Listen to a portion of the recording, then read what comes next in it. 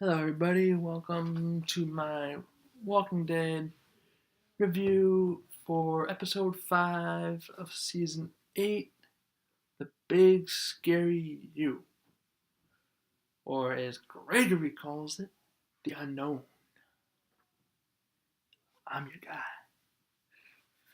What a sack of crap that guy is, huh? What a piece of work. Well, we know that the people at the hilltop don't listen to him anymore, but his job is to convince Negan that he's the guy, that he can still convince people, convince him that he can make people at the hilltop fall in line. That is his job. So this episode, I liked this episode a lot. It was a nice change of pace from the first four. Action, action, action, action. I mean, this episode had some action too. They had some great moments with Negan and Father Gabriel. Gaby. So that was pretty cool. We got to see them interacting. Holy crap! You are creepy as shit. That collar and that freaky ass smile. Creepy ass smile, whatever. I can't remember every quote. That was funny. I love that moment from season 7. Yeah, season 7. Okay, so this episode, it's the events leading up. It begins with Gregory in the sanctuary, and Simon makes some pancakes. Second time we've seen an elaborate pancake breakfast. First time it was with Negan giving them to Sasha. And so Simon's all flustered. Not Simon, sorry. Gregory's all flustered, and he keeps on repeating himself, keeps on trying to get his point across and prove that he's on their side. I don't know whose side he's really on at this point. He's just a cowardly little wuss.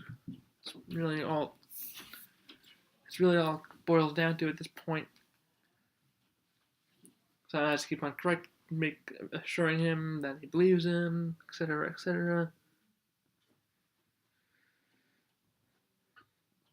And Simon brings up the big idea to Negan that, if diplomacy doesn't work, that if they should kill people and they will fall in line. The other communities will fall in line. To which Negan repeatedly just bangs Lucille on the table, like yelling, "People are a resource." We've heard him use that line before. In the season 7 finale, he was negotiating with the garbage people. The deal was for 12, yes? He's like, 10. People are a resource. So we know he values people. He's not out to just exterminate people and just mass murder everybody.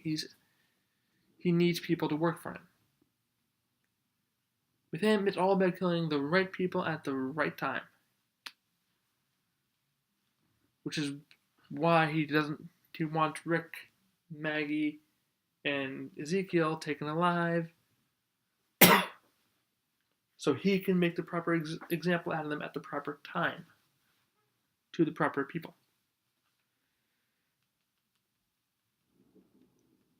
So that's the scene from the trailer where Negan just bangs Lucille on the table.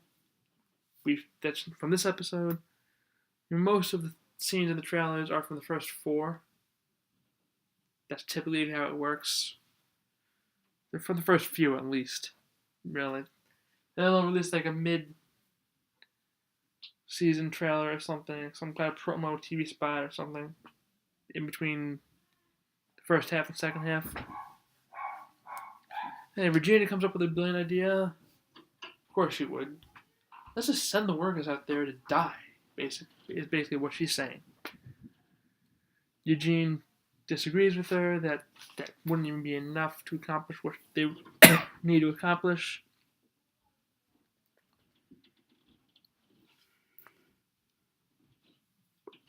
Yeah, she wants to clear a path. She's not even talking about saving Negan. She doesn't know where Negan is. She's talking about getting a path to the other outposts so that they can get reinforcements, because nobody is aware of what is going on at the sanctuary right now. They all think that everything's hunky dory. So, which it isn't, but they don't know that because they haven't been in constant communique with them. Dwight backs him. Eugene goes to visit him. I have pickles. I have faith that we will indeed get out of this pickle. Pun intended. He used a bunch of weird, crazy words there. I don't even freaking know. I'm just gonna skip over that, but he was grateful for. He was appreciative of Dwight. Dwight had his cover my six. In case of any Benedict Arnold type situation that might occur. That was actually pretty funny.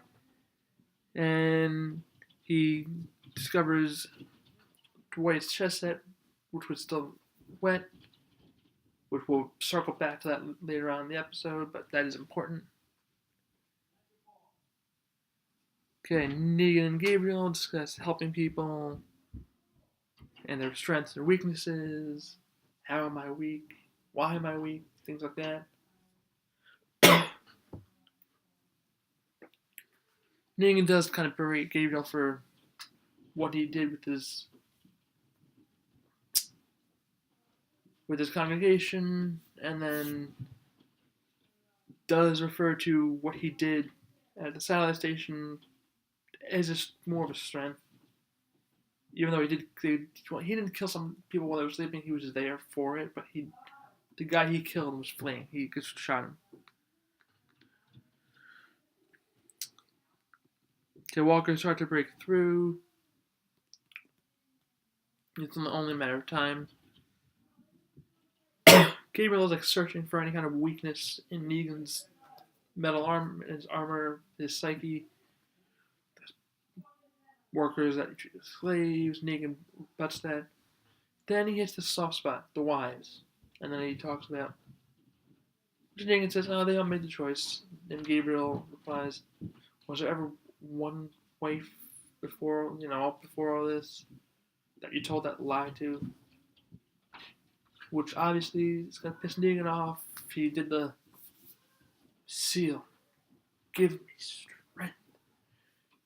And as he had his back turned to Gabriel, Gabriel rushes him, grabs his gun, closes the door behind him, and then Negan just bashes on Walker's brains, and is obviously pissed. Now, Rick versus Daryl. We're gonna take a break from Negan and Gaby for a bit and discuss the single worst part of the episode, which was Rick and Daryl. Now, I never thought I would say that, those two being two of the best characters in the show, that they would ever be considered the worst parts of an episode. Now, Daryl being the key figure in the worst part scenario. They're talking to the savior, Yago. Yeah, apparently his name is Yago. I don't know. He's dead. Doesn't really matter at this point anyway, but the In Memoriam referred to him as Yago. They're talking to him. He's somewhat incoherent, and they ask who won. He's like, no one did. You mean basically everybody's dead. Kingdom, saviors, everyone's dead. Now, so Rick and Daryl are going on the assumption basically the Kingdom army is massacred, dead. Because they knew they had the weapon. The gun that was supposed to be at the outpost where Morales was, but it wasn't, and it was moved there. So they know that gun was used. So, I mean, they don't know who's alive, who's dead, who's where. So, at this point, they're going on the assumption that they're all dead. So they go back to the truck, Humvee, whatever you want to call it. Start to get the gun and the rounds off the truck. And Daryl's like, we can use this, just blow a hole in the sanctuary, and that will end it. They'll surrender or die, basically. Which, yeah, that could work, but that's not the plan. They have a plan. They need to be sticking with the plan. And going on what Rick is going to do in the next episode, I think his plan is to play on the backstabbing nature of the garbage people and kind of prey on that and be like, hey, how'd you deal with Negan working out? I have a better one. Or we mess, or we kill you. I'll save that for the prediction, but at least we know that's what Rick's plan is. That was supposed to be Rick and Daryl's plan, but now it's just Rick's. Because Daryl had a hissy fit and stormed off. So they get into a fight. Stupid. We knew the truck was going to blow up because they showed the gas leaking. But just get the gun in your possession first. Grab it, take it, go. Go from there. Like, whether you know the truck is going to explode or not, just get clear, get the stuff, carry on with the mission. They were... The only good part about that scene was with Daryl put Rick in a chokehold, and then the only thing that saved Rick in that situation is that Daryl saw the sparks and grabbed Rick and went, and they both ran. Chokehold is illegal, asshole. I know. Which was a callback, if anybody... I missed it initially, but somebody pointed out later on that when Shane put Daryl in a chokehold, he said chokehold's illegal. And then Shane, file a complaint. So that was funny. So they lose the gun, they lose the only ammo that's gone because of their little bickering fight over nothing. They lost the gun. And yes, you could say it's an unrealistic explosion, that they were completely unscathed from that. It's a TV show. I'm not going to delve into that. Take me too long.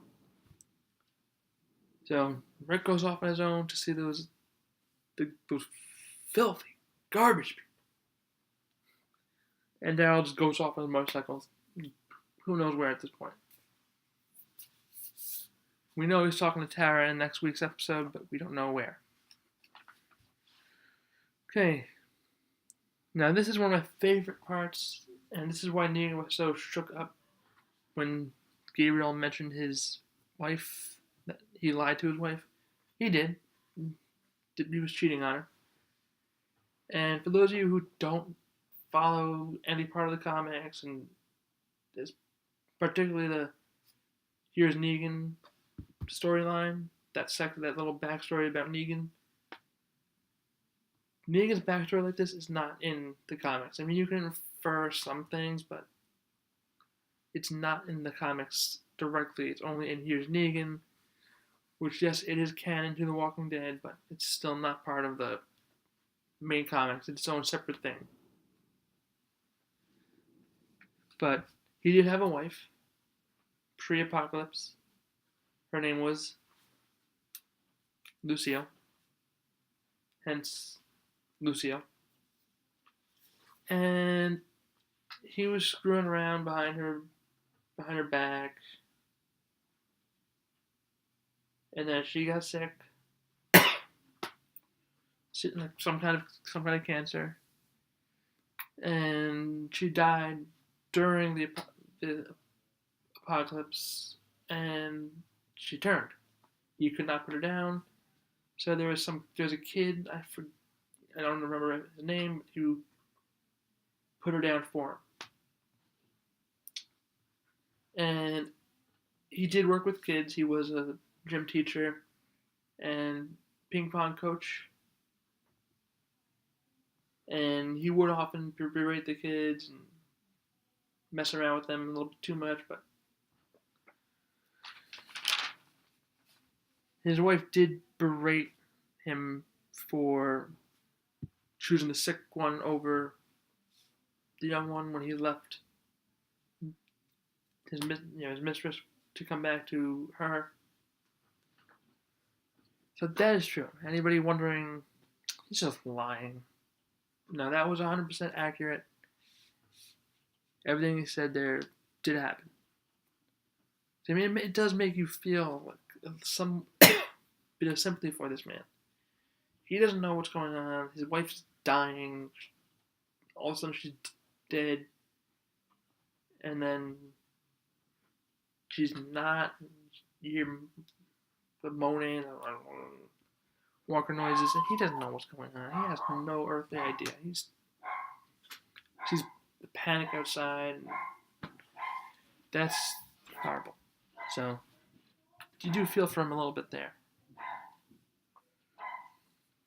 So he says that the only way they can get out of here is work together. That they waited long enough. His people aren't coming, and they decide to gut up and fight their way to the sanctuary.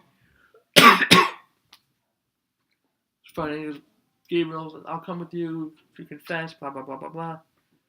So Negan tells him about his wife, and Gabriel comes out and says, "You are forgiven." Like, just punch him in the nose, square in the nose.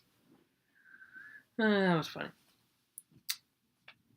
And things go smoothly until Gabriel trips, and then they have to fight their way. Gabriel appears to be going down, but Negan saves him, and it appears walkers are falling on them when they get to the lower platforms, that raised part to go into the sanctuary. And then they're falling. They leave it at that, and eventually we do see Negan again. Okay, and they arrive just in time to prevent a worker uprising. The workers are upset. They want to know where Negan is. One of them shoots at Simon. Regina shoots her. I am Negan. This woman, I don't know where she came from, but she's mad annoying. I don't know why she has so much time, but we never saw her before the season 8 premiere. As far as I know, I don't remember seeing her in season 7. Okay, we discussed Eugene and Dwight. Now, when they're talking and they find this bag, because obviously this worker got a gun from somewhere, and it wasn't a gun that they could have had access to, so they put 2 and 2 together that it was somebody high level who was the mole, not a worker. Eugene realizes that he thinks Dwight is because he sees the red paint on the bag, and he realizes it's the same red paint from the figurines that Dwight was DIYing. DIY these chess pieces. Eugene. I'm with Chris Hardwick on the whole Eugene situation. I think he is going to come back around eventually. Once he sees that the tide is turning in the favor of Rick and the gang. Got that from the Robot Chicken Walking Dead special. I just thought it was funny. I just love the scene in this episode where Eugene's playing old school game. I remember some boxing game right after Rick and Daryl fight. And the power goes out and he's just sitting there like, damn. Okay, as Rick is walking, because this car won't work anymore because it's shot. The car should have been obliterated and Rick should have died after that chase scene, but apparently the Saviors are the same thing as Stormtroopers and have no way.